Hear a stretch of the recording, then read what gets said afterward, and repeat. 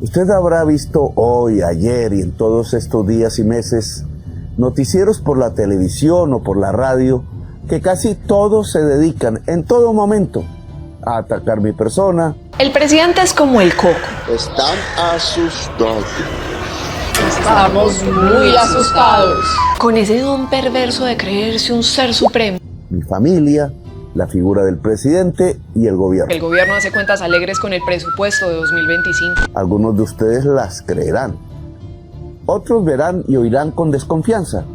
Otros y otras no miran los noticieros ya. Desde Noticias Caracol ofrecemos excusas a todos nuestros televidentes y a las personas afectadas con esta información errónea. Pero nunca un presidente estuvo bajo tanta sevicia y perfidia.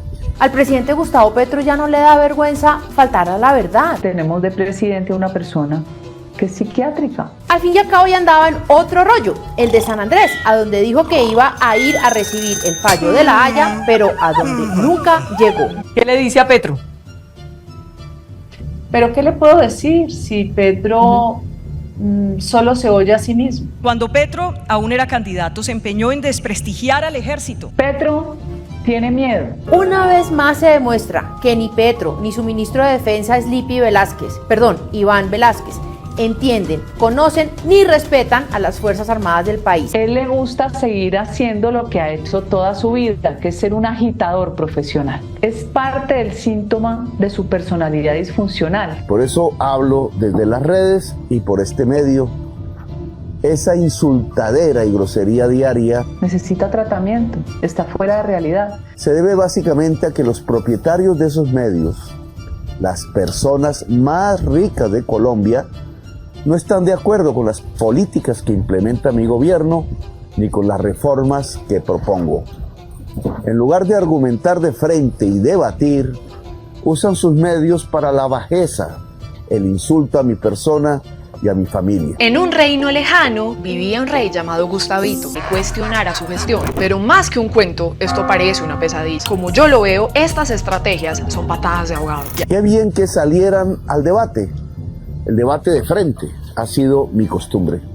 Y debe ser una costumbre de la sociedad. Definitivamente no le interesa argumentos, no le interesa sustentarle al país, sino simplemente inventarse maniobras para tratar de que no se discuta la reforma laboral, porque realmente no tienen ellos razón para poder sustentar de que sigan teniendo a la juventud popular en la precariedad laboral. En muchas regiones de Colombia, cuando un pobre se enfrenta a otro pobre, cuando un joven negro se enfrenta a otro joven negro, siempre hay que recordar que en vez de matar, hay que hablar. El ejército es una fuerza letal de combate que entra a matar, no entra a preguntar, perdón. Construir una Colombia más justa implica sistemas de pensiones, de salud, de educación, diferentes a los que tenemos.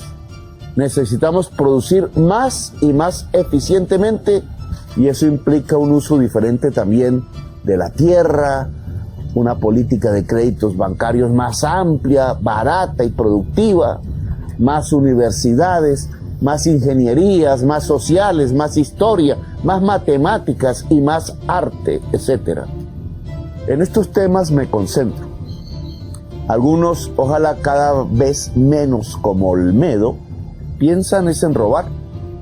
El robo en el Estado se acabará si vigilamos más, si no vendemos el voto, oiga, si nos damos cuenta que lo que debemos hacer en la vida es como ayudar y no solo cómo ganar más dinero. Ayudar y no solo ganar. En cada política o reforma diferente se tocan hoy intereses de gente muy privilegiada, muy poderosa. Si busco que más tierra llegue al campesino, esa tierra está en manos de grandes latifundistas improductivos que se oponen. Si busco más crédito a los pequeños y medianos empresarios, a la mujer, al joven, ese crédito ya está concentrado en grandes fortunas. Si quiero más salud y educación de calidad para la mayoría de la gente, resulta que la salud y la educación están privatizadas y son simples negocios en donde solo si usted tiene dinero para darles, usted tiene atención. El dinero público que se entrega por billones pasa estos negocios y se esfuma. Por eso hemos llegado a ser una de las sociedades más desiguales del mundo, y de esa desigualdad surgen nuestros principales problemas: la violencia, la inseguridad y el narcotráfico. Cuando ustedes votaron por mí, fue para cambiar eso. En el camino del cambio aparecen poderes inmensos, estatales, sociales o políticos, tratando de impedirlo. Nos acorralan a veces, nos amenazan, nos derrumban decretos, paralizan por meses los proyectos de ley, pero insistimos y avanzamos. Solo con usted activo o activa en las calles, en las redes, sin silenciarnos, avanzamos. A veces hay pereza o desánimo, pero Colombia solo nació y creció con su pueblo luchando. Logramos aprobar una ley de reforma pensional que logra efectivamente que una injusticia de las tantas se acabe. 3 millones de viejos, hoy sin nada, tendrán un bono pensional de 225.000 pesos mensuales, que permitirá tener un plato de sopa caliente y una sonrisa en los labios. Toda mujer en Colombia, al cumplir su edad de pensión, tendrá un bono pensional o una pensión, porque hasta su trabajo en el hogar le será reconocido como debe ser. Todo joven trabajador hoy podrá tener la garantía al cumplir los requisitos de pensionarse. En medio de esta locución, el presidente reveló algunos de sus resultados, como el hecho de entregarles miles de hectáreas de tierras a los campesinos. También habló sobre su apuesta a la transición energética y la salida de más de 1.600.000 personas de la pobreza y la pobreza extrema, y sobre todo la disminución en la desnutrición infantil. Con nuestra ayuda podría buscar usted la manera de generar energía limpia y liberarse de la factura mensual. Llevamos más crédito a la producción agraria e industrial. Hemos tenido éxitos importantes. Salieron 1.600.000 personas, repito, 1.600.000 personas de la pobreza el año pasado y 1.200.000 personas de la pobreza extrema el año pasado. Bajamos a la mitad la desnutrición infantil en toda Colombia. Bajamos la tasa de mortalidad materna. La Guajira ya no es el lugar donde más niños mueren por desnutrición. Allí así se hayan caído los decretos de emergencia. En el mes de agosto la inflación fue 0. Inflación completamente controlada. Y recordemos que fue la misma semana quien en 2022 decían la propuesta de Petro para superar la inflación en el país. Claritico dijo que la idea era producir alimentos en el país, mientras que Fico hablaba de apoyar la gestión del Banco de la República, es decir que no tenía una propuesta, pero Petro sí. Al día de hoy, con la inflación en 0, la inflación fue 0. Preguntamos quién tenía razón, pues en 2023 era la revista la que nos decía que las decisiones de Gustavo Petro aumentan la inflación. Críticas que llegaron desde el Centro Democrático, gobierno que por más que revisamos jamás tuvieron una inflación del 0% en 20 años. Esto a pesar de que doña Vicky repite y repite y repite que con Petro hay deterioro económico y está destruyendo la economía, solo para después tener que aceptar, porque ya no se puede ocultar, que la economía creció 3,7%. Y la tasa de crecimiento económico actual en julio fue de 3,86%, que ya marca la senda del crecimiento sostenido de Colombia. Pero eso sí, si fuera negativa, diría que fue culpa de Petro o la famosa frase efecto Petro. Pero como la economía creció, sospechosamente no vemos el nombre de Petro por ninguna parte y jamás lo veremos. Oigan bien esto, la industria hoy crece al 2%, aún bajo, pero va para arriba. La vivienda que venía decreciendo en los últimos años ha crecido en este 6%, y la agricultura ha alcanzado un 10% de crecimiento anual, Eso solo se ve en la China, un crecimiento espectacular de la producción alimenticia y agraria en Colombia que nos ha ayudado a controlar el crecimiento de los precios, sobre todo en los sectores más pobres de la población.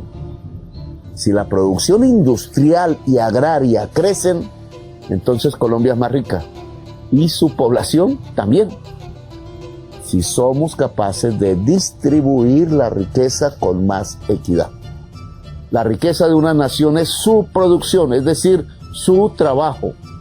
Los 55 billones de pesos del acuerdo económico que hicimos con los banqueros, destinados a un crédito para la reactivación de la productividad del país, deben servir para transitar a energías limpias, pero también para que usted, señor tendero, señor conductor, señor profesional, señora ama de casa, señora profesional, artista, pequeño empresario, empresaria, pueda acceder al sistema bancario a tasas de interés baratas. Hay problemas, indudablemente. El narcotráfico armado ha recibido golpes durísimos de nuestro gobierno que los ha llevado con sus mafias armadas a extorsionar más a la población para conseguir el dinero que le disminuye en el traqueteo de la cocaína. La extorsión lleva a la gente a pensar en salvadores con látigo que terminan fusilando jovencitos por miles, hasta su propio hijo podría ser, y acaban con la pensión, los salarios y hasta con el nido de la perra, como decía mi mamá. Sin embargo, en Colombia, sin que lo digan los medios de los poderosos, los delitos tradicionales han bajado. Aún es alta la deuda con nuestra juventud en educación superior y en créditos para obtener ingresos. Yo quisiera que esa juventud se organizara en cooperativas en los barrios, por barras de fútbol, o por gustos musicales, o murales, por combos, o por parches, que pudieran recibir un primer crédito para progresar, para hacer arte, tecnología y organizar asociativamente la economía juvenil. Alguna vez conocí por redes un cantante de rap de Ciudad Bolívar, en Bogotá. Se llamaba Samurai. Y su conjunto usaba violines que las jóvenes que lo integraban habían aprendido a tocar en los colegios públicos de la Bogotá humana. A él lo asesinaron, lo tiraron en un basurero. Me gustaría que muchos samuráis hoy estuvieran vivos y volvieran a cantar, a tocar, a pintar los muros de colores en todas las ciudades de Colombia. Colombia sería más hermosa con su juventud cantando, bailando y pintando, con su juventud estudiando al máximo y viviendo, y no con sus 6.402 jóvenes fusilados y silenciados a la fuerza. A pesar de estos éxitos siempre relativos, las reformas y las políticas públicas que implementamos han llevado a un grupo poderoso y sectario a pensar en magnicidios, en la sangre.